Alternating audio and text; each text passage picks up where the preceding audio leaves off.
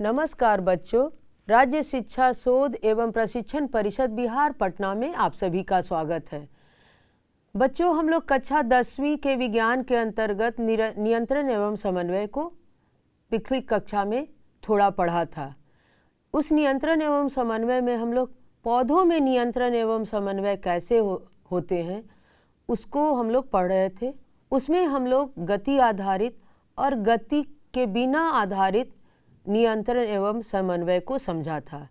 तो बिना गति के कौन सा था, क्या आप नाम बता सकते हैं बच्चों?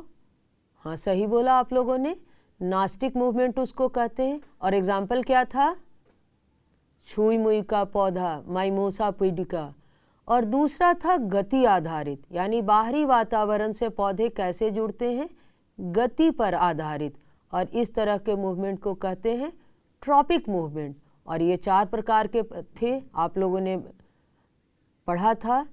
एक बार मैं फिर से रिपीट कर देती हूँ। फोटोट्रॉपिज्म, जियोट्रॉपिज्म, कीमोट्रॉपिज्म और हाइड्रोट्रॉपिज्म। ये तो हो गया बाहरी वातावरण से जो पौधे समन्वय स्थापित करते हैं। अब पौधों में ये गति होती कैसी है, कैसे वो प्रकाश की ओर मुड़ते हैं, जमीन की ओर मुड़ते हैं, ये करने के लिए उन्हें बाध्य कौन करता है और ये कैसे पौधों में होता है।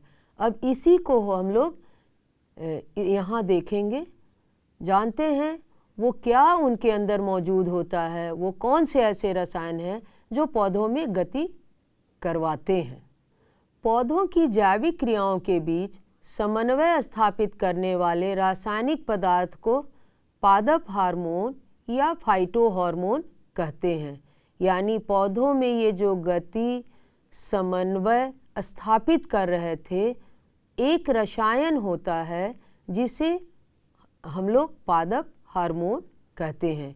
ये पौधे के विभिन्न अंगों में बहुत लघु मात्रा में पहुंचकर वृद्धि एवं अनेक उपापचयी क्रियाओं मेटाबॉलिक प्रोसेस को नियंत्रित एवं प्रभावित करते हैं। इनके संश्लेषण का स्थान, बच्चों संश्लेषण मतलब निर्माण, बनना, इनके क्रिया क्षेत्र से दूर होता है एवं ये विसरण द्वारा क्रिया क्षेत्र तक पहुँचते हैं। रासायनिक संगठन तथा क्रियाविधि के आधार पर हार्मोन्स को इस प्रकार 5 प्रमुख वर्गों में विभाजित किया गया है। पहला क्या है? ऑक्सीन। दूसरा क्या है? जिबेरेलिन्स। तीसरा साइटोकाइनिन। चौथा एब्सिसिक एसिड। और 5वां एथिलीन, या आप इथिलीन भी कहीं कहीं लिखा हुआ मिलेगा आपको, तो जैसे प्रोनाउंस कीजिए। बच्चों चलते हैं, यहाँ हम लोग हार्मोन को थोड़ा समझते हैं। नया नाम है। आप लोग एंजाइम तो जैव प्रक्रम में पढ़ा, पौधों में भी एंजाइम स्रावित होते हैं और जंतुओं में भी स्रावित होते हैं। तो ये हार्मोन क्या है? हार्मोन ऐसा रासायनिक पदार्थ है जो नियंत्रण एवं समन्वय के लिए आवश्यक है पौधों एवं जंतु दोनों में।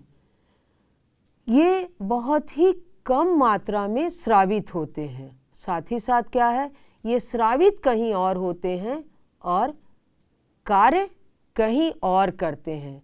मिसाइल की तरह आप समझ सकते हैं। मिसाइल आप लोगों ने देखा है ना, छोड़ा कहीं और से जाता है और ये मिसाइल अटैक कहीं और जाके करते हैं। तो सामान्य समझने के लिए आप मिसाइल से इसकी तुलना कर सकते हैं। इसका स्रवण नियंत्रित मात्रा में होता है, क्योंकि कम या ज़्यादा स्रावित होना ये नुकसानदायक भी हो सकते हैं। नहीं स्रावित होने पर आपको इससे जो जुड़े हुए कार्य हैं वो प्रभावित होंगे, और अगर ज़्यादा स्रावित होंगे तो उससे भी ये वो कार्य प्रभावित होता है। तो निश्चित मात्रा में इसका स्रवण होना, स्रावित होना बहुत ज़रूरी है। तो एंजाइम है कि ज़्यादा तो स्रावित होने में उतना फर्क नहीं है, लेकिन यहाँ हार्मोन्स का निश्चित मात्रा में स्रावित होना बहुत ज़रूरी है। और एंजाइम का क्या है, ये जहाँ स्रावित होते हैं एंजाइम वही कार्य करते हैं। पर हार्मोन का क्या है कि ये स्रावित कहीं और होते हैं और कार्य कहीं और होते हैं। तो आप लोगों ने क्या देखा कि पौधों में नियंत्रण और समन्वय के लिए 5 हार्मोन्स स्रावित होते हैं, जिसे कि पादप हार्मोन, फाइटो हार्मोन कहते हैं। कौन कौन सा है? ऑक्सीन, जिबेरेलिन्स, साइटोकाइनिन, एब्सिसिक एसिड और इथिलीन। अब बच्चों चलते हैं, ये पांचों हार्मोन क्या क्या कार्य करते हैं, कैसे पौधों की गति को नियंत्रित करते हैं, हम लोग उसको एक एक करके देखते हैं। चलते हैं, पहले देखते हैं ऑक्सीन को। पौधे के स्तंभ शीर्ष में, स्टेम टिप पर मुख्यतः संश्लेषित होने वाले ये कार्बनिक यौगिक कोशिका विभाजन एवं कोशिका के दीर्घन, सेल इलोंगेशन में सहायता करते हैं।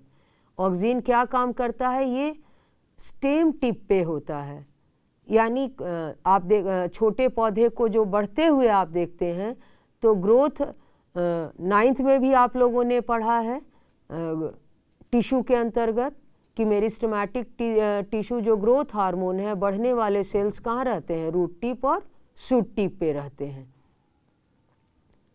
तो ये सेल के डिवीजन में और साथ साथ सेल के इलोंगेशन में सहायता करते हैं।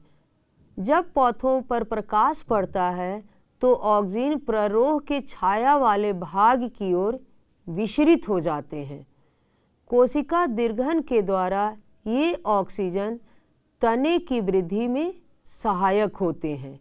यदि स्तंभ का शीर्ष काट दिया जाए तो पौधे की लंबाई में वृद्धि रुक जाती है और पार्श्व शाखाएं निकलने लगती है। ये प्रायः बीज रहित फलों के उत्पादन में सहायक होते हैं। बच्चों, ऑक्सीन क्या करता है कि ये लंबाई को बढ़ाने में मदद करता है। अभी हम लोगों ने देखा फोटोट्रॉपिज्म में कि पौधा अगर धूप में है तो सीधा है, लेकिन जैसे ही उसको छाया में रखते हैं और लाइट अगर इधर से आ रहा है तो क्या होता है? लाइट की ओर पौधे ये मुड़ जाते हैं। तो ये होता कैसे है? होता क्या है कि जैसे ही लाइट की ओर, लाइट इधर से आ रहा है तो लाइट के पीछे वाला पार्ट है जो छाया में है, अब ये बेंड कैसे करेगा लाइट की ओर? होता क्या है कि ऑक्सीन जो है वो इस साइड कंसंट्रेट हो जाता है और इधर की तुलना में इधर के सेल्स को तेज़ी से डिवाइड करता है। तो इधर वाला सेल तेज़ी से बढ़ा और इधर का सेल नहीं तेज़ी से बढ़ा, तो होता क्या है कि ये धीरे धीरे इस पे दबाव बनाता है और ये मुड़ने लगता है। और फिर जब मुड़ जाता है तो फिर क्या होता है? दोनों में बराबर ऑक्सीन की मात्रा बराबर दोनों साइड में, स्टेम के इधर और स्टेम के इधर बराबर मात्रा हो जाती है और फिर सनलाइट की ओर फिर ये बराबर गति से करते हैं। तो जब भी ऐसे चेंजेज होते हैं तो ऑक्सीन है किसी एक साइड चला जाता है और दूसरे साइड को, छाया वाले को बढ़ाता है, उधर तेज़ी से डिवाइड करेगा रोशनी वाले की तरफ से। यही वजह है कि वो बेंड होने में मदद करता है। यानी ट्रॉपिज्म में कार्य कैसे होता है? तो ऑक्सीन के कारण होता है। ऑक्सीन ही जो है उस स्टेम के में 2 भाग में डिवाइड होकर के और छाया वाले को बढ़ाता है, जिसके कारण वो बेंड होता है और स्टेम जो है लाइट की ओर मुड़ता है। तो ऑक्सीन क्या है? ग्रोथ हार्मोन है। ऑक्सीन को क्या कहते हैं? ग्रोथ हार्मोन कहते हैं। अब अगले हार्मोन को देखते हैं। दूसरा हार्मोन क्या है? जिबेरेलिन्स। जिबेरेलिन्स को भी ग्रोथ हार्मोन कहते हैं ऑक्सीन की तरह। इस वर्ग का मुख्य हार्मोन जिबेरेलिक एसिड है, जो जटिल कार्बनिक यौगिक है। कोशिका विभाजन एवं कोशिका दीर्घन द्वारा ये पौधे के स्तंभ की लंबाई में वृद्धि करते हैं। इनके उपयोग से वृहत आकार के फलों एवं फूलों का उत्पादन किया जाता है। बीज रहित फलों के उत्पादन में ये ऑक्सीन की तरह सहायक होते हैं। तो जिबेरेलिन्स और ऑक्सीन दोनों को ग्रोथ हार्मोन कहा जाता है और ये दोनों कोशिका विभाजन और कोशिका की लंबाई के बढ़ने में सहायक होते हैं। साथ साथ क्या है? जो बीज रहित पौधे, जिसमें बीज नहीं होते हैं, उनके उत्पादन में ये सहायक होते हैं। यानी ये अगर सही मात्रा में रहेगा तो उनके जो फलों के साइज हैं वो बड़े होंगे। फ्रूट्स बड़े होंगे तो क्या होगा, फ्रूट ज़्यादा से ज़्यादा मिलेंगे, उनका साइज बड़ा होगा। यानी जो फलों के साइज हम लोग देखते हैं बाज़ार में आए दिन कि जो हाइब्रिड वैरायटी है उनके फलों के साइज बड़े हैं, तो किनके कारण हो रहा है, इसी जिबेरेलिन्स और ऑक्सिन के कारण। बच्चों चलते हैं अब तीसरे फाइटोहार्मोन की ओर बढ़ते हैं। बच्चों तीसरा क्या है, साइटोकाइनिन। ये एक ऐसे रासायनिक कार्बनिक पदार्थ हैं जो बीजों के भ्रूणपोष, इंडोस्पर्म एवं पौधों की जड़ों में संश्लेषित होते हैं। ये कहाँ साइटोकाइनिन पाया जाता है, ये याद रखना बहुत आवश्यक है कि इंडोस्पर्म और पौधों की जड़ों में इसका निर्माण होता है। बीजों के भ्रूणकोष यानी बीज में जो देखते हैं ना आप, जैसे मटर है, चना है, तो ये जो दो दल उसके दिखते हैं उसी को कहते हैं इंडोस्पर्म। तो ये दोनों जगह होते हैं, भ्रूणपोष और जड़ों में। ये कोशिका द्रव्य के विभाजन में मुख्य भूमिका अदा करते हैं। देख रहे हैं ना जिबेरेलिन्स और ऑक्सिन से कैसे ये अंतर है। वहाँ कोशिका का विभाजन में और उसके वृद्धि में ये मदद करता है। ये क्या है, कोशिका द्रव्य जो पाया जाता है तो द्रव्य के विभाजन में ये ज़्यादा मदद करता है। ये जीर्णता को रोकता है। यानी जीर्णता मतलब क्या हो गया कि ये पुराना होने से, यानी पौधे को, पत्ती को पीला होने से रोकता है। यानी फल जब इसके कारण जब तक ये रहेगा फल हरा रहेगा। एवं पर्णहरित क्लोरोफिल को काफ़ी समय तक नष्ट होने नहीं देता है। यानी ये क्या करता है, पौधे को यंग फिट कह सकते हो रखने में ये मदद करता है ताकि पौधे सही तरीके से कार्य करें। तो ये कोशिका द्रव्य के विभाजन में सहायक है, पौधे को पुराना होने से रोकता है, काफ़ी समय तक क्लोरोफिल को पौधों में बनाए रखता है, उसे नष्ट नहीं होने देता है। तो इससे फ़ायदा क्या है कि इससे पत्तियां काफ़ी समय तक हरी रहती हैं, पीली नहीं होती हैं और गिरती नहीं हैं। एक तरह से कहा जाए तो ऑक्सिन, जिबेरेलिन्स, साइटोकाइनिन ये तीनों पौधे के वृद्धि में सहायक हैं। अलग अलग भूमिका करते हैं पर क्या है, ये वृद्धि करने में सहायक होते हैं। अब आगे देखते हैं एब्सिसिक एसिड, इसको शॉर्ट फॉर्म में ABA भी कहते हैं, कभी कभी ABA का फुल फॉर्म लिखना भी आता है। यह क्या है, यह एक वृद्धि रोधक कार्बनिक यौगिक है। बच्चों अभी हम लोगों ने किसको देखा था, साइटोकाइनिन को देखा था कि यह बूढ़ा होने से रोकता है, पत्तियों को पीला होने से रोकता है, और ये क्या है, ये वृद्धि को रोकता है। जो ऑक्सिन एवं जिबेरेलिन्स के प्रभाव को उलट देता है। यानी ऑक्सिन और जिबेरेलिन्स दोनों को अभी हम लोगों ने देखा था, ये ग्रोथ हार्मोन है, तो ये जस्ट इन दोनों के अपोजिट काम करता है। यह एब्सिसिक एसिड यह ऐसा रासायनिक यौगिक है जिसे किसी भी पौधे पर छिड़कने पर शीघ्र ही पत्तियों का विलगन, एब्सिशन हो जाता है, यानी झड़ जाता है। यानी अगर इसका एब्सिसिक एसिड का पौधों पर छिड़काव किया जाए तो पौधे मुरझा जाएंगे। यह पत्तियों के मुरझाने एवं विलगन में सहायता करता है। यह कलियों की वृद्धि और बीजों के अंकुरन को रोकता है। यह कोशिका विभाजन एवं कोशिका दीर्घन दोनों को अवरुद्ध करता है। बच्चों तब तो आप कहेंगे कि ये तो विलेन है जो कार्य को प्रभावित कर रहा है। नहीं, अब वृद्धि को रोकना भी तो जरूरी है। जैसे बीजों में आप देखिए, अगर बीजों में को बहुत दिन तक हम लोग सुरक्षित रखते हैं तो अगर ये वहाँ ये abscisic acid major role play करता है कि ये उसको ज़िंदा रखने में, उसके अंदर जो नन्हा छोटा सा पौधा छुपा हुआ है बीज के अंदर, उसको सुरक्षित करता है और रोके रहता है, इसलिए उसमें अंकुरन नहीं होता है।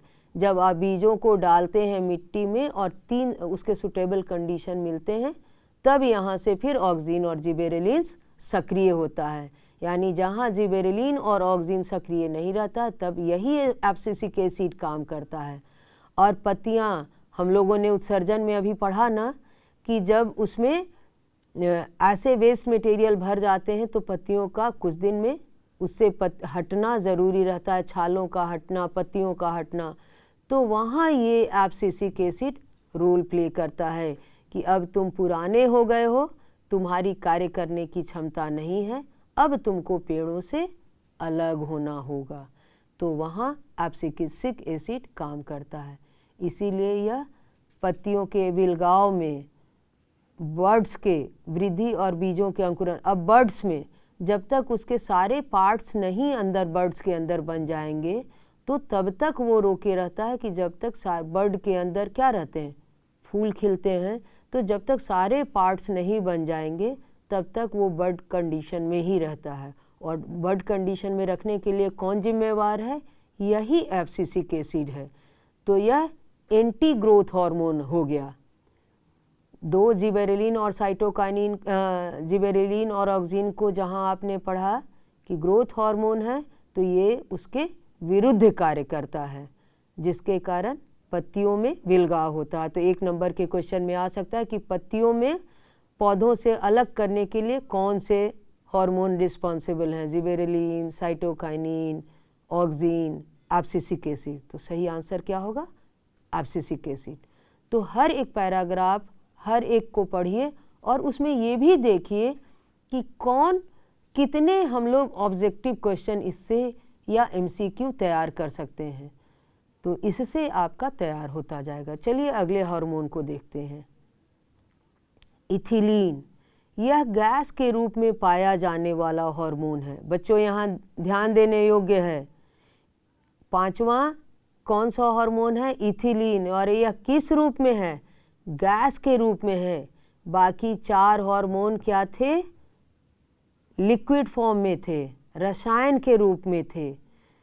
तो यह गैस के रूप में पाया जाने वाला हार्मोन है। पौधों में सिर्फ यही गैस के रूप में पाया जाने वाला हार्मोन है।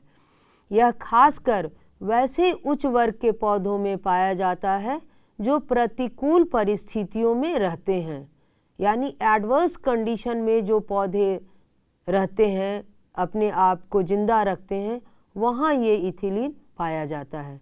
यह फूलों, फलों, बीजों, पत्तियों तथा जड़ों में उत्पादित होता है। ये कहाँ कहाँ उत्पादित होता है? फूलों में, फलों में, बीजों में, पत्तियों में तथा जड़ों में। यह स्टेम में नहीं पाया जाता है, ये ध्यान देने योग्य है। तथा यह स्टेम में कहाँ पाया जाता है?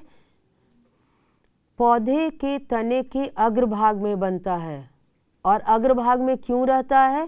ताकि वहाँ से यह विसरित होकर फलों को पकाने में सहायता करता है। जब फल बड़े हो जाते हैं और ये पकने लायक, कहते हैं ना हम लोग कि ये कच्चा फल है, नहीं ये पक गया है।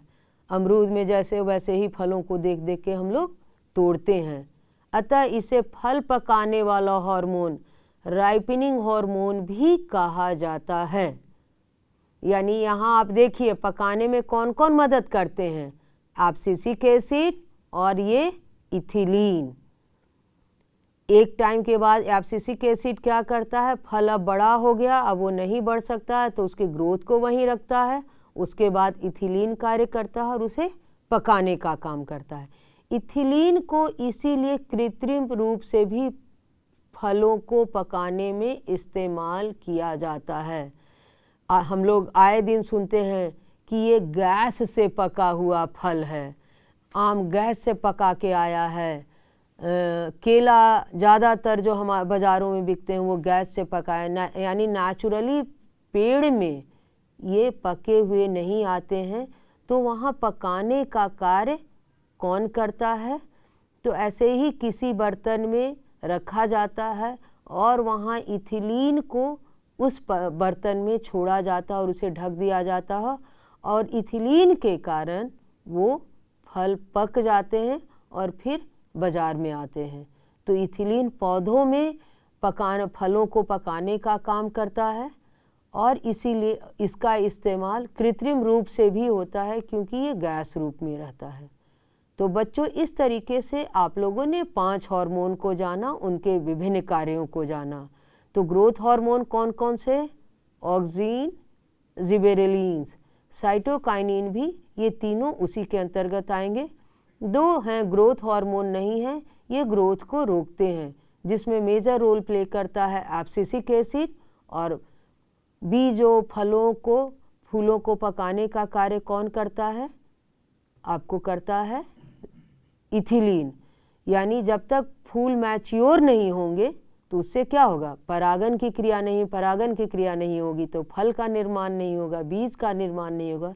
तो इस तरीके से ये 5 हार्मोन मिलकर के पौधों की वृद्धि में सहायक हैं, फलों फूलों के निर्माण में भी हेल्प करते हैं। बच्चों ये तो आप लोगों ने अभी तक पौधों में नियंत्रण एवं समन्वय की विभिन्न विधियों को देखा कि कैसे पौधों में ग्रोथ को कंट्रोल किया जाता है। उसमें नास्टिक मूवमेंट का भी एक मेजर रोल है, ट्रॉपिज्म का भी एक रोल है, और इस ट्रॉपिज्म में कैसे सहायक होते हैं और फलों फूलों के निर्माण में सहायक होते हैं, विभिन्न हार्मोन्स को देखा। बच्चों अब चलते हैं जंतुओं में ये नियंत्रण एवं समन्वय कैसे होता है। पौधों में नियंत्रण एवं समन्वय को तो देख लिया, अब जंतुओं में चलते हैं। तो जंतुओं में नियंत्रण और समन्वय। जंतुओं में विभिन्न प्रकार के शारीरिक क्रियाओं के बीच समन्वय तथा नियंत्रण निम्नांकित 2 प्रकार से होते हैं। जंतुओं में नियंत्रण कितने प्रकार से होते हैं? 2 प्रकार से। पहला क्या है? तंत्रिकीय नियंत्रण और समन्वय, नर्वस कंट्रोल एंड कोऑर्डिनेशन। यह तंत्रिकाओं के द्वारा होता है।